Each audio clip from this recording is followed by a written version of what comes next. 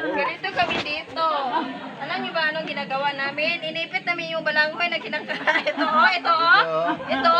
Nahihirapan talaga kami. Magugutom pa kami ng gusto bago makakain. Masira pa yung dalawang upuan.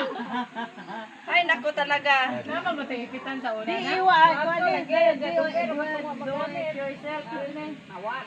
DIY ni, DIY. Wait, wait. Ito, balik talin muna natin ha, para medyo mapiga ng maigi. Ito, ganito. Si Dudong. Ayan. Yan, go!